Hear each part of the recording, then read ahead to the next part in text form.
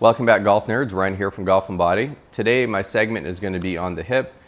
And if you look at my profile, it says spine and hip specialist. Because when you talk about complexes of the hip and the spine, they coincide with each other. Unhealthy hips mostly relate to either what's going on where there's too much forward lean of the pelvis.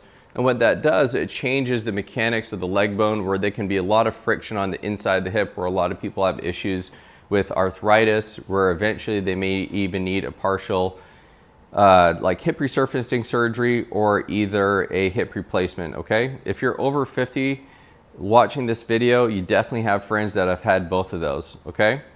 So the ligaments, right?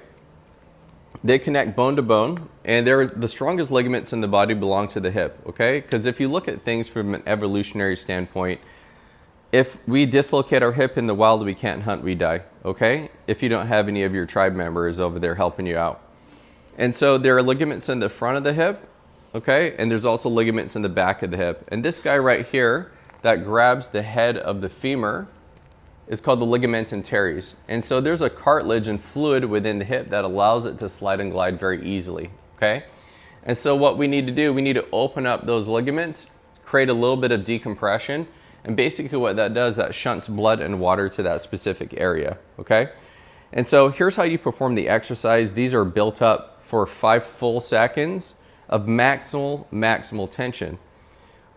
Remember, connective tissue only adapts to tension and force, okay? And that basically creates this sort of circulation of blood and water to lubricate and open the capsule and basically force blood and water to lubricate those important structures, okay? Especially for those of you who have had labral tears and all that kind of stuff, you're gonna want some circulation in there for healing, okay?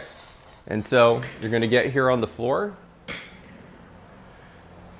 You're gonna get the bottom knee at 90 degrees.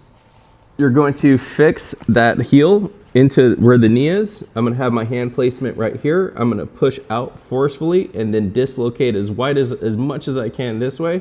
I'm gonna hold that for 5 seconds. Bring it in and bring it out. Open, open, open, dislocate, dislocate, dislocate. And what that does, it creates circulation of fluid, and believe me when I tell you, you're gonna feel it in the first step. I would probably do 10 to 12 reps per side with a 5-second commitment of tension, 2 to 3 sets. Hopefully this helped. Save the video. See you next time.